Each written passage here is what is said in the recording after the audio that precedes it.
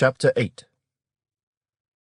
Now it came to pass, when Samuel was old, that he made his sons judges over Israel. The name of his firstborn was Joel, and the name of his second, Abijah. They were judges in Beersheba. But his sons did not walk in his ways. They turned aside after dishonest gain, took bribes, and perverted justice. Then all the elders of Israel gathered together, and came to Samuel at Ramah, and said to him, Look, you are old, and your sons do not walk in your ways. Now make us a king to judge us, like all the nations. But the thing displeased Samuel when they said, Give us a king to judge us. So Samuel prayed to the Lord. And the Lord said to Samuel, Heed the voice of the people in all that they say to you, for they have not rejected you, but they have rejected me, that I should not reign over them. According to all the works which they have done since the day that I brought them up out of Egypt, even to this day, with which they have forsaken me and served other gods, so they are doing to you also. Now therefore heed their voice. However, you shall solemnly forewarn them, and show them the behavior of the king who will reign over them. So Samuel told all the words of the Lord to the people who asked him for a king.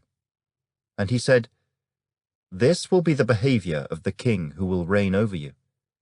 He will take your sons and appoint them for his own chariots, and to be his horsemen, and some will run before his chariots.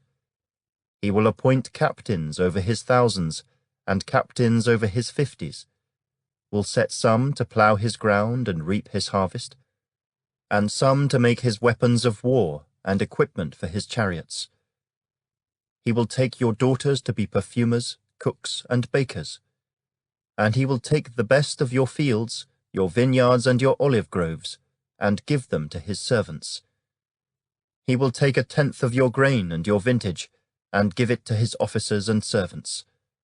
And he will take your male servants, your female servants, your finest young men, and your donkeys, and put them to his work.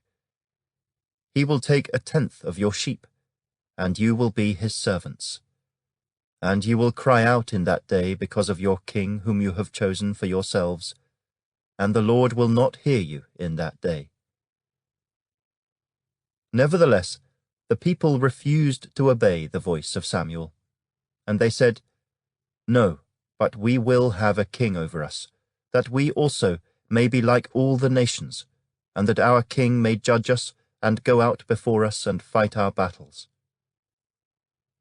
And Samuel heard all the words of the people, and he repeated them in the hearing of the Lord. So the Lord said to Samuel, Heed their voice, and make them a king. And Samuel said to the men of Israel, Every man go to his city.